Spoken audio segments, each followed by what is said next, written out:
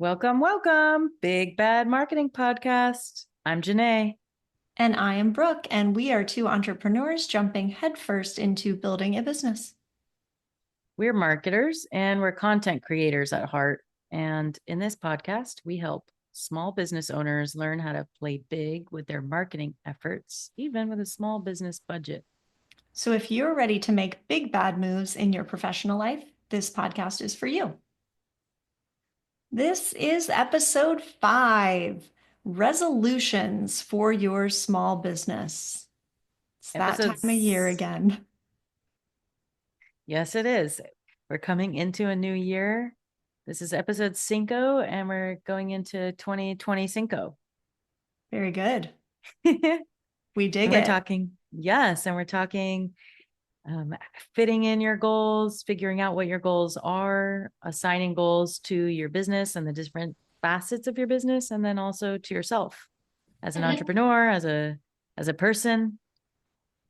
Yeah, absolutely. I've always been a huge fan of resolutions on a personal level. I am majorly into self-help world, and I feel like I always sort of have my wellness resolutions in mind and the things that I want to do more of and less of in the upcoming year. And while I am not so strong at necessarily writing them down and checking in, I feel like I just more generally have these vague ideas, but all that is to say, a lot of times they don't get done.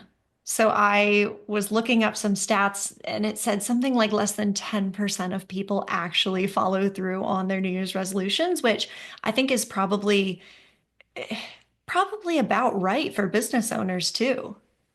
Sure. I wonder, what do you think the main contributors to not completing a resolution, personal or business, are? Like Ooh. common pitfalls. Yeah, I mean, time, I think, is a big one. I think a Mm-hmm. lot of people like to put these huge resolutions in front of themselves and say, I'm going to run a marathon this year, but they've never actually run a mile. So Yes. it just sort of is, okay, maybe that was a bit too audacious for where you are today. So I think part of what we'll talk about in this episode is making sure that the resolutions you choose for your business are achievable. Yes, realistic. Totally. Yes, I know there's an effort to be somewhat overzealous in the corporate sphere about setting goals. I think where you and I were, there was a huge push to create what were we calling them? OKRs. Mhm. So what remind me what the O stands for here? I'm Objectives. blanking here. Yeah, objectives and then key results, which was a fancy way of saying a different term, a different acronym if you're I'm getting off track here. My point is that we had this huge push every quarter, every year to set these intense goals that were often we were preached. Choose goals that you actually don't think you can reach because the point is just that you're making strides, not that you're reaching them, which I respect and understand that sort of philosophy, but it also should be motivating. And along the way, as you reach parts of the goal, the different key objectives, right? You're like, yes, I've gotten halfway. I bet I can use the next quarter to get another big step in.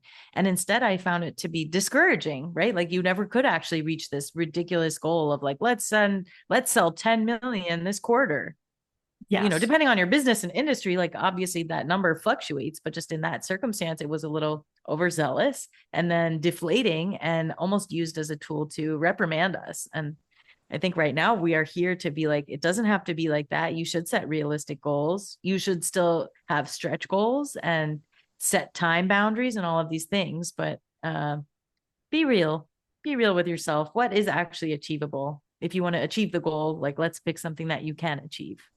Yes, and that's such a good point. And I remember how demoralizing that was to be like, hey, here's your goals for the first quarter of the new year, and there's no way you're ever going to actually do this thing. So good luck, have fun. And it's like, well, I mean, let me get off the starting line, right? Like, let me at least think that I'm going to get there. And one of the things that we know well from wellness world and yoga instructing and personal training is the concept of self-efficacy. And You need to believe that you can do something in order to do it, because if you don't believe it's possible, it's the likelihood of it happening is so slim. So as we go into this conversation, I want the business owners that are creating the resolutions to believe that these are things that can actually be done in 2025. Yes. And that's probably a really good indicator. If you don't believe it can actually happen, maybe you should scale it back or pivot. Think of something else that's relevant and useful. Absolutely, 100%. So as we dive into setting resolutions, step number one, we want to encourage people to reflect. So, reflect on 2024, what went well in the business, what were you super happy with, what things didn't go so well, what do you think are areas of improvement? And as you consider all of these aspects, always put this through the customer lens, right? What was the client experience working with my business? Were my clients happy in 2024? Did I get a lot of good feedback? Did I have a lot of clients giving me 5-star reviews on Google and Trustpilot and these other platforms? Or was I getting less than stellar reviews? And can I sort of pinpoint where that might have come from? So I think reflection is a huge first step. Definitely. And in conjunction with that, I think it's understanding your business model and which areas, which services or products are your biggest money makers, for example, and which ones aren't working really well, which ones aren't turning the most profit, and being able to hone in on that and move towards that with your goals, with each step you're taking, right? If I know we had a conversation recently where a client is choosing to focus in this upcoming year with their resolutions on this one particular product that has a much higher profit margin. And the goal here is to figure out how can we market to the people who are looking for this service and this product and not these other ones so much. Not that we're stopping those, but that we're keeping in mind our business goals through which services are going to help our business grow more successfully. Yeah, absolutely. And then with our marketing brains, obviously, we think about everything through this marketing lens as well. So, to your point, we're not saying you need to right now, today, decide to cut products from your product line or cut services from your offering, but you might decide that you want to push your efforts with one or two particular products that are more lucrative and deprioritize the other ones to enable you to be more successful in your 2025 marketing efforts. Absolutely. Especially, it reminds me of the case when you're a manager, and in an example, like you have 10 people that you manage, and most of the people are doing great and they don't really need that much of your attention when you're the manager.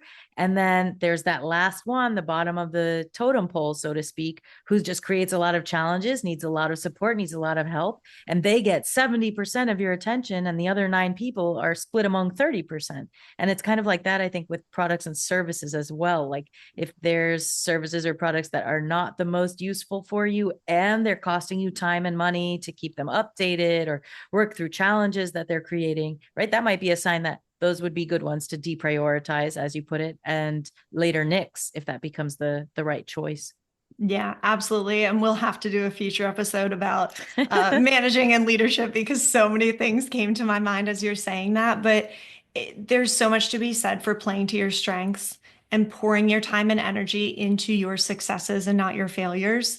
And I feel like it's sort of the concept of, on a personal development level, building your strengths to become the absolute best, or trying to bring your weaknesses up to the level of your strengths. And Ooh. I think, which again, we could do a podcast about that because I'm eternally interested in those concepts. But I think the older that I get, the more I realize that we can 10x the benefit of everything if we just go with what we're already good at. Pick your best Hmm. thing and become, like, make The that, best. yeah, make that your thing. Nobody else can do Love that it. like you. Yeah. Love it. 10x your thing. That could be a 10x your t-shirt. thing. That's Coming great. soon to the Big Bad Marketing Yes. Store. All right. So once we take time to reflect and say, hey, what went well? Where do we really want to focus on a broad level? we want to break that down into more specific areas where we want to put our focus. So I love drawing parallels between personal resolutions and business resolutions because I feel like there are certain buckets that everything falls into. So, a huge one for people this time of year, health and wellness. So, that can mean whatever it will in your personal life, whether you want to lose weight, whether you want to increase your activity, whether you want to change your diet. But when it comes to your business, I think there's something to be said for assessing the health of your business. Are we creating a business that's serving our lifestyle goals? Do we have a good work-life balance? Are we immensely stressed by the business that we're building? Like how is that health? And then if you have a team of people, I think that also sort of plays into the health of your business. Are your employees happy? Are they encouraging other employees to come to your business? Or is there sort of this feeling of defeat and like your employees are not performing as well as they could? Sure. The work-life balance is huge for employees, but also I think especially for people listening to this, right? Entrepreneurs and those trying to pivot from side hustle to this is just what I do because I love it and I'm good at it and I'm working on it, right? Is making sure your health and wellness of yourself aligns not only with your business, but so that the whole package of those things can be a holistic, integrated system. I can speak from my own experience. I'm a night owl, and then I also have to get up early to do this and that and the other. And it leads me to be tired and maybe even burnt out. So that's a place for me this year where I'm like health and wellness, like my wellness in terms of getting in bed on time. I'm always telling you that, getting in bed earlier and then having the right amount of sleep is only going to translate not only for like my personal well-being but into being able to continue building this business with energy and enthusiasm, right, and not burn out and being sleepy in the afternoons. Yes, 100%. And I think especially as solopreneurs, entrepreneurs running a small business where you are the owner and you're the employee, just a huge part for me when it comes to wellness is sticking to a schedule because it is so easy to work all the time. And I now having done this building a business thing for sort of the second time, the first time I was working every weekend, I was working 7 days a week. And in my head, I sort of justified it by saying, well, I'm only working 5 hours a day. So it's not really that big of a deal to work every day.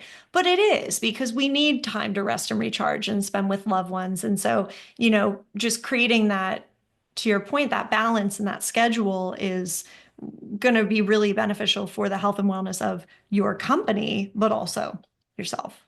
Sure. And what I love about this is it's so creative and open to the individual because I enjoy working just a few hours every day. I would rather do that personally than work 8 hours, 4 days, and then have 3 days of nothing.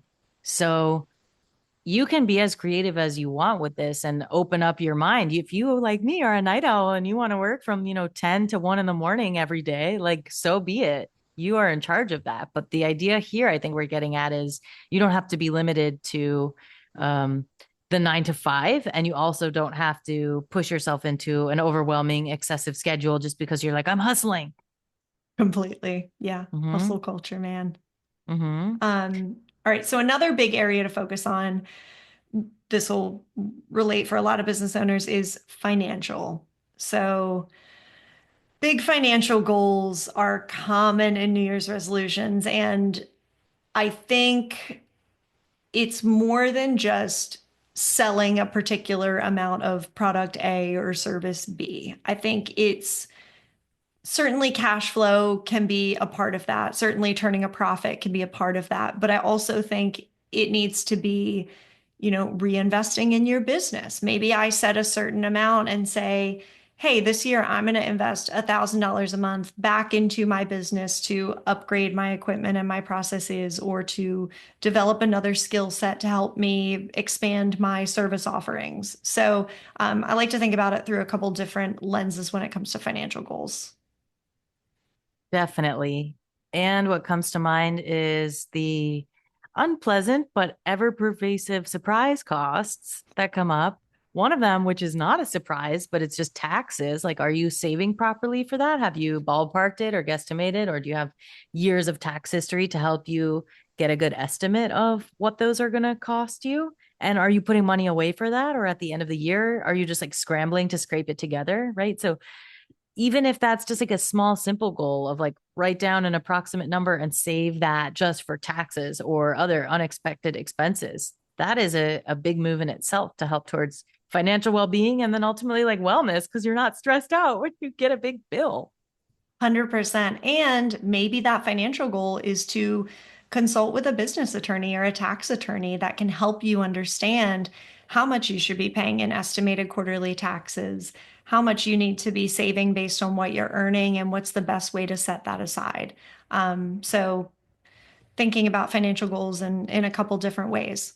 So another one that I think a lot of business owners can kind of deprioritize is continuing education and making sure that you are actually investing in yourself, especially if you are in a business where you are sort of doing the same thing or building the same product. Uh, it can be easy to slip into this pattern of this is just the thing that I do and I'm just going to go do it and do it and do it. And then all of a sudden we're at the end of next year and you're like, wow, I haven't really broadened my horizons or taken the next step for myself because I've just been so busy doing the thing. So I think setting some goals in the area of continuing education, whether that's taking a course, online or in person, or attending two trade shows or conferences or something to improve the skill set. Mm-hmm. And this is where personal goals and business goals can become so well integrated and intertwined in I like to think, healthy way, because taking a course on leadership or other trainings that are going to broaden your horizon are going to help your business and you. It's a two for one and you can't undo that part of it. So it's an investment in yourself and those personal goals and in your business for self education and furthering your own knowledge and awareness to be the best, the 10x of your thing. Love it. Yes. And then sort of slides into networking and thinking about resolutions around networking opportunities, selling yourself, the ways that you're going to do that, which some of that you might have worked out in your annual marketing calendar, which we talked about in episode 2, uh, just in terms of events that you're going to attend throughout the year, chances for you to get in front of a larger audience or one-on-one conversations and speak about who you are and what you do. Sure. Do you want to touch on a couple of other items here? Yeah.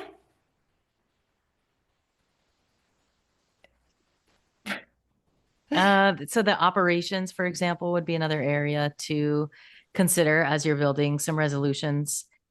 What aspects of your business are running well? I know we talked about that, but what areas in a more tangible way you want to add or update your operations?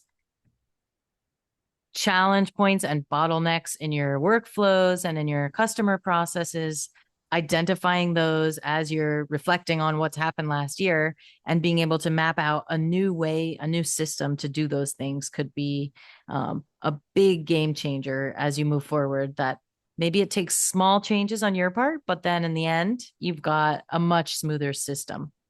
Yes, 100%. By the way, this is a one take show, so awkward pauses aside, we're going to keep powering through. People, stay with us.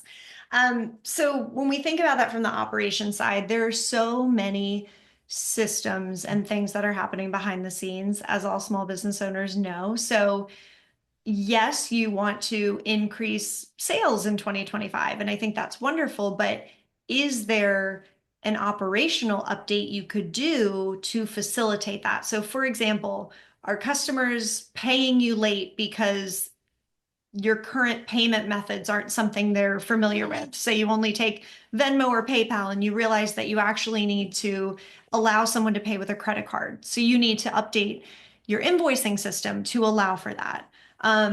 it could be the way that you're scheduling appointments with people. They need an easier way to get time on your calendar. Maybe your availability is a hindrance to growing your business. Maybe your email is a hindrance to growing your business. Maybe you cannot keep up and you could hire an administrative assistant for 5 hours a week. You find somebody on Upwork and then they can take over your inbox, and that's really going to free up your time and energy to do some other things. Maybe you hire a digital marketing company that is going to allow you to step away from your social media management or your email marketing campaigns or your website design and development. Maybe you don't want to be writing that blog anymore and you want a team like us here at Big Bad Marketing to do that for you. So those are the types of operational updates that you might want to consider for your business. Yes, I love this shameless plug because I was about to say the same thing, which is if you are so in your business that you're aware of all of these details and the big picture simultaneously, it's sometimes hard to just see the business as it is, as an outsider, as a prospect, as a customer. And that is a perfect opportunity to work with a team like us who can come in with fresh eyes and give you a rundown of what's happening from a marketing professional expertise, but also just as people in a consultative fashion to offer ideas of how you can improve your systems. So, love the plug. Do visit our website, bigbadmarketing.com, and schedule a meeting with us. Absolutely. Yes, 100%. So that takes us into really creating the vision. So, do you want to take that one? Sure. So, as you complete your reflection, complete listing out your desired resolutions, as silly as it sounds, do like a vision board. When I was kind of noting down for this show, I was thinking this is like a visualization exercise, which is something I like to do a lot. I practice a lot of yoga, and one of the types of practices is like you just sit and visualize yourself, which not in like a conceited way, but you just try to imagine yourself in you as your most thriving and your most let's say clear self-expression. Like what is you living your best life? You visualize that. What is you living your biggest baddest, right?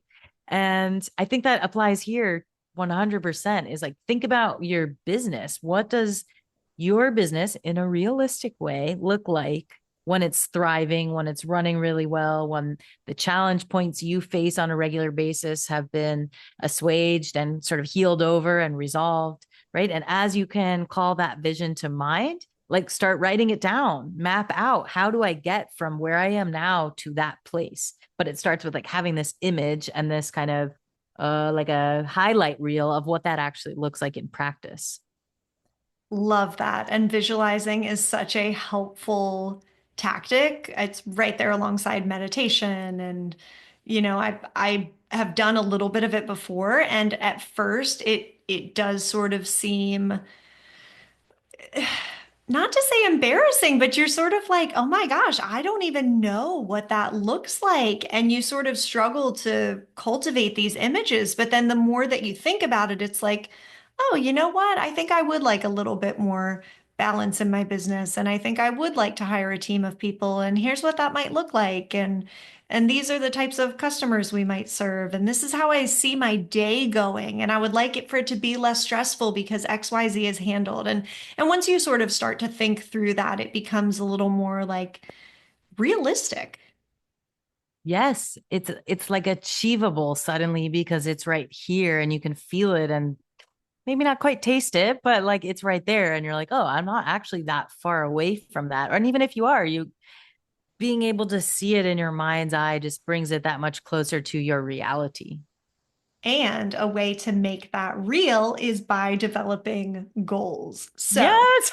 here is where we actually are going to put pen to paper. I love SMART goals for people who are not familiar. That is an acronym that stands for specific, measurable, achievable, relevant, and time bound. So it is a goal setting method to ensure that you are creating goals that make sense all around. So They are goals where you have a clear end in mind. You're going to be able to measure what that thing is. You're going to be able to clearly say at the end of your goal setting period, yes, I have, or no, I have not met the thing. And they're going to make sense for your business. So let's give an example of some goals that are not smart, and then we'll talk through some sample goals that would be considered smart. So, in a past life at a company we worked at, we had a number of clients whose SEO goals were to increase traffic to their website. Sometimes that was the goal. That Uh, was the whole goal. Sometimes that was the whole goal. Sometimes there was a percentage tied to it. So we would say we want to increase traffic to the website, say by 20%, 25%.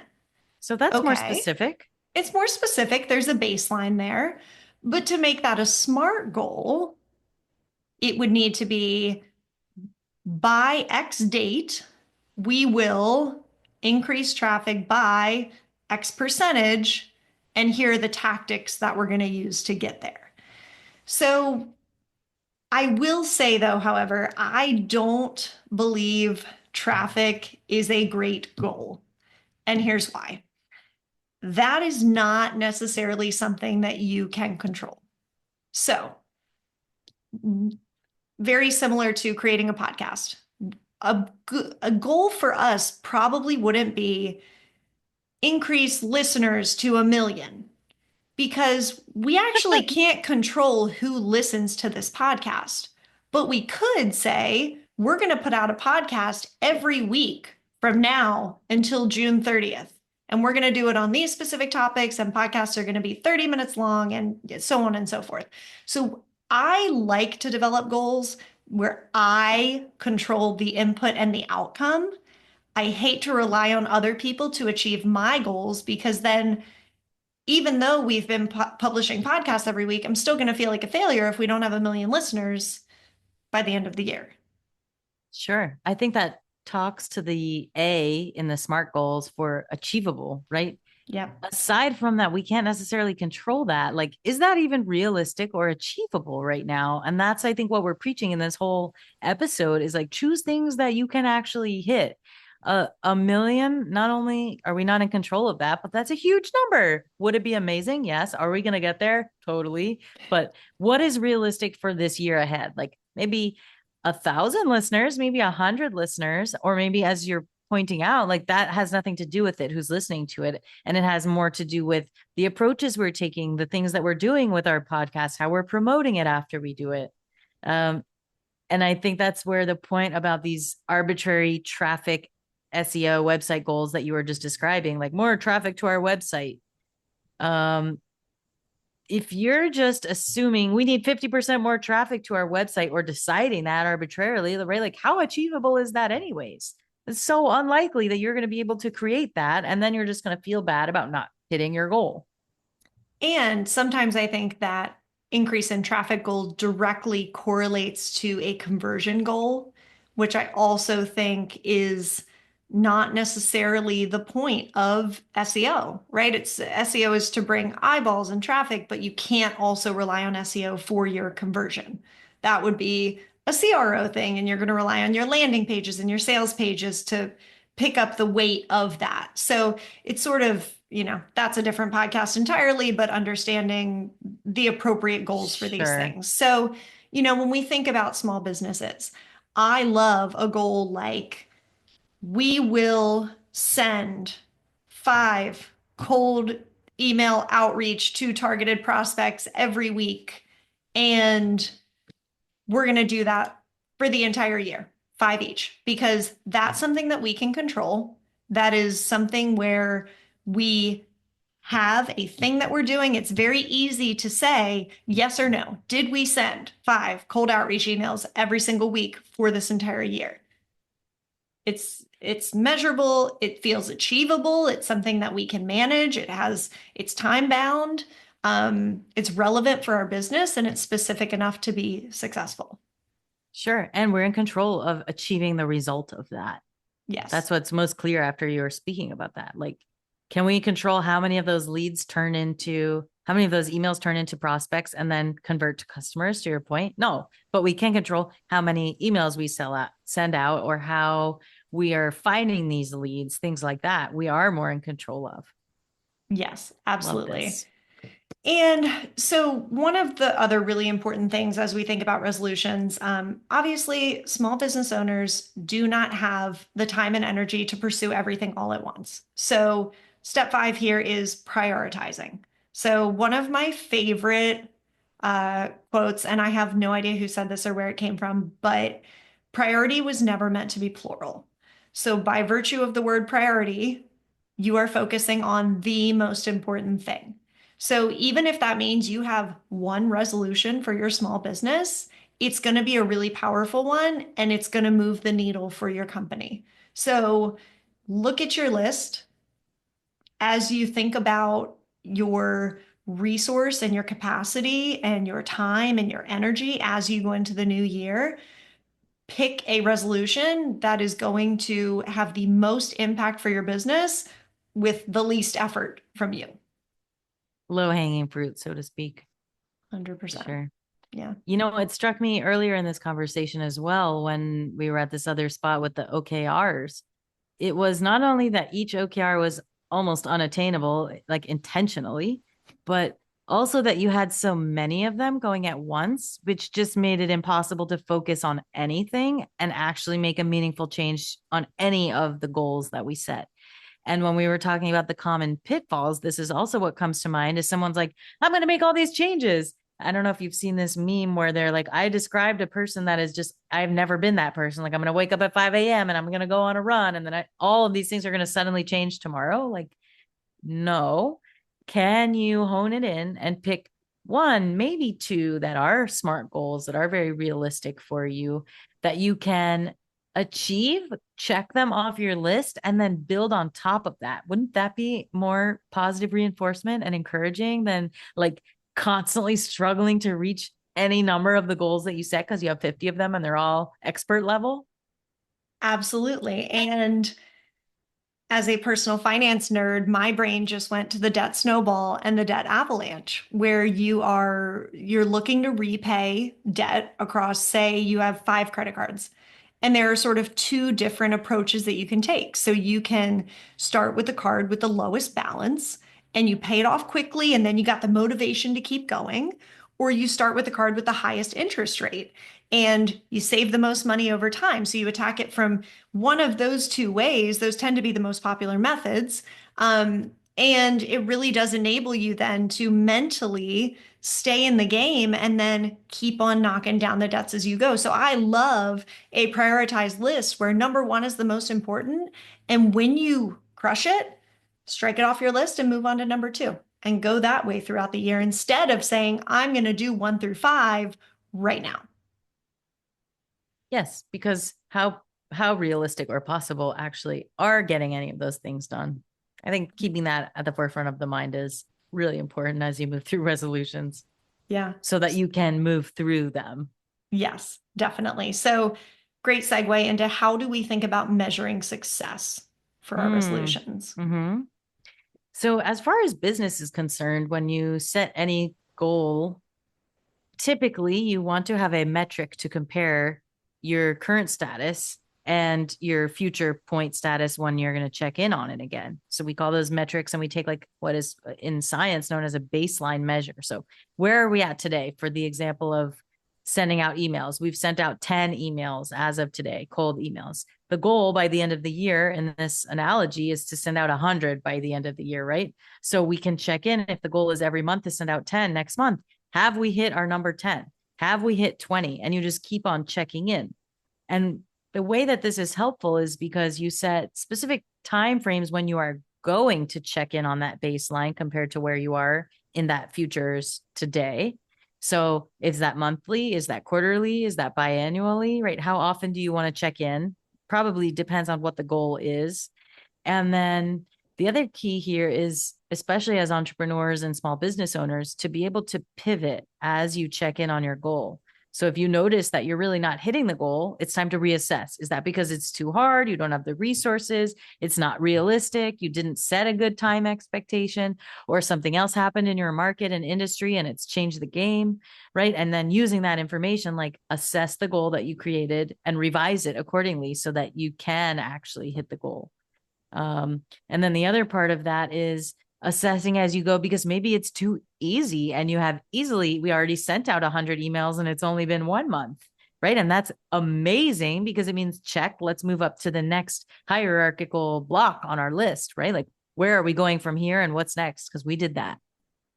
Yes, love that concept of these ideas being more of a living resolution that can change and evolve as your business does over time. So, the concept of scaling them up and scaling them down as needed based on your resources, time, and your goals, because you're especially in a brand new small business, what you are doing today may not be what you're doing 6 months or 9 months from now. And that's perfectly okay. But it doesn't mean you can't sort of retain the heart of the resolution setting and try to Mm-hmm. keep that top of mind to move your business forward. Absolutely. And I think great example here is like right now, as new business owners, our goal is to bring in clients. But 6 months from now, after we've already gotten that, X number of clients that we're going to establish by X date, the thing we need to do is not necessarily bring in more clients and continue with that activity, right? So it's reassessing at that point. Okay, now we've got 10 clients. The thing we need to do is focus on building a great customer experience, on getting testimonials, whatever it is that's next, instead of just keep doing the same thing that you've been doing because that's what you said you were going to do. Yes, absolutely. No need to die on that hill. These are fluid.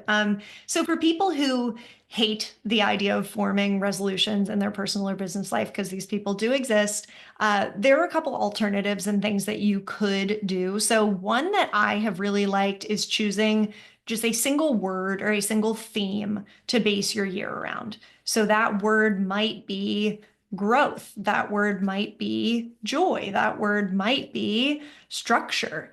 And then align your actions throughout the year with your word.